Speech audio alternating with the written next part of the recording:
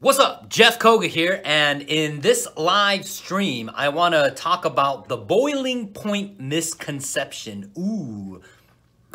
And how understanding this misconception will help you earn more, do more, live more, and guess what?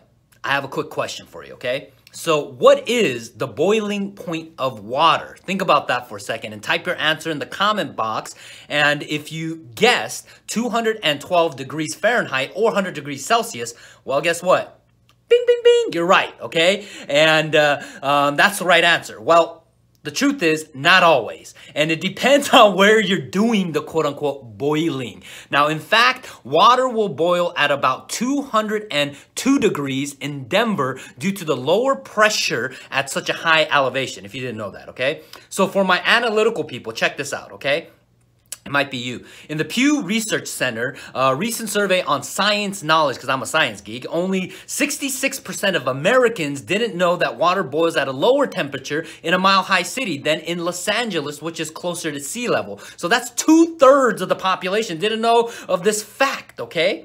So consider this. If you're at Mount Everest, it will only take you little over 160 degrees Fahrenheit or 71 degrees Celsius, which is considered almost quote-unquote room temperature. Now that, you know, water doesn't boil at the same temperature. Now you know that fact, okay? So you're probably wondering, if I had to guess, how does this boiling point misconception, Jeff, is gonna help me earn more, do more, and actually live more? If you're asking that, well, let me talk to you about something, okay?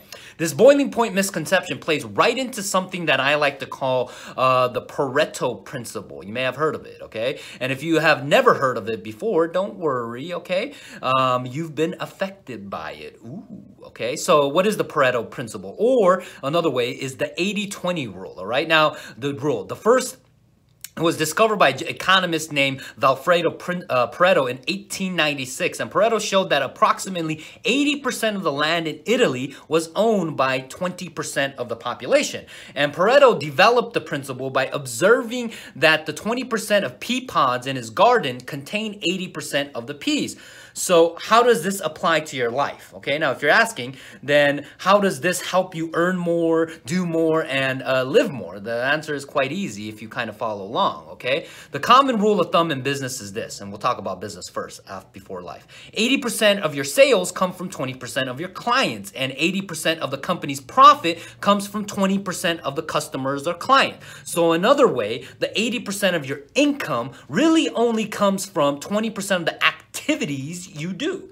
So if you want to increase your income, you gotta figure out what that 20% of the activity is, then focus your energy into that. So what about in life?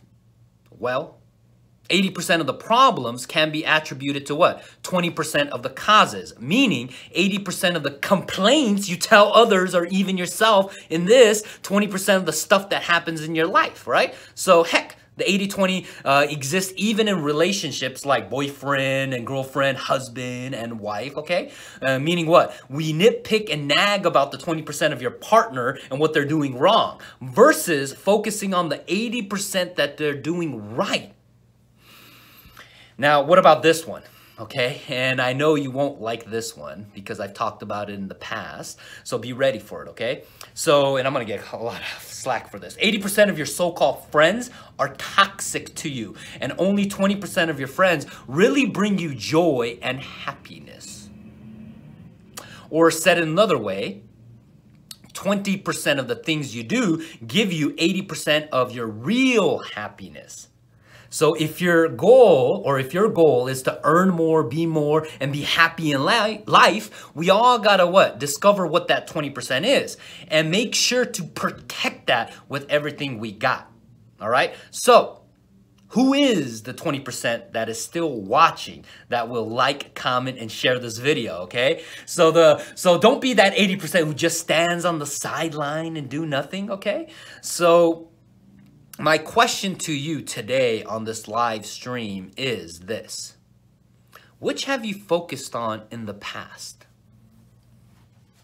The 80% or the 20%?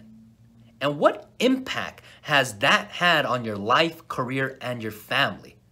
So like, comment, and share this video and let me know in the chat box.